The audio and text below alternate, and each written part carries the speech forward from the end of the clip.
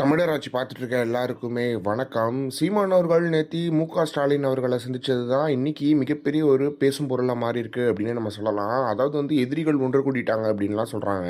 ஸ்டாலின் அவர்கள் நீங்க வீட்டுக்கு போய் பார்க்கும்போது அப்ப எதிரிகள் ஒன்று கூடலையா அப்படின்றது ஒன்று இருக்கு.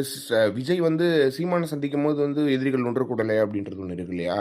ஒரு இடத்துல பார்த்துக்கிட்டாங்கன்னா மனித பண்பு எல்லாரும் பார்த்து பேசிக்கிறது. ஸ்டாலின் அவர்கள் சீமான் அவர்கள் தந்தை மறைவிற்கு போன் பண்ணதா இருக்கட்டும், ஸ்டாலின் அவர்களோட அண்ணன் இறப்புக்கு சீமான் அவர்கள் நேரில் போய் பார்த்ததா இருக்கட்டும், இதெல்லாம் ரொம்ப சாதாரணமா நடக்கிற விஷயங்கள். ஏன்னா இங்க தமிழ்நாட்டு அரசியல் வெறுப்பு அரசியல கொட்டாது. இது விஜய் கொட்டுற மாதிரி வெறுப்பு அரசியல் யாருமே இது கொட்டினதே கிடையாது. அவ்வளவு வெறுப்பு அரசியல் கொட்டிட்டு வந்துட்டு இருக்காரு அப்படின்றது ஒண்ணு இருக்கு. சீமான் அவர்கள் என்னதான் சீமான் அவர்களை எவ்வளவு பாடுபடுத்துச்சு திமுக அப்படின்றது ஊர் உலகத்துக்கே தெரியும். ஒரு பிரச்சனையை எடுத்து அந்த பிரச்சனையை சீமான் அவர்களை அவமானப்படுத்தணும்னே பண்ணாங்க. அதெல்லாம் தாண்டி சீமான் அவர்கள் அவங்கள திமுக அரசை தேவையில்லாம பர்சனல் அட்டாக் பண்றதோ இல்லைன்னா அவங்களுக்கு ஒரு பிரச்சனைனா போய் நிக்காமலும் இருந்தது இல்லை. விஜய் மாதிரி இருந்தது இல்லை சீமானவர்கள் அப்படின்றது ஒண்ணு இருக்கு.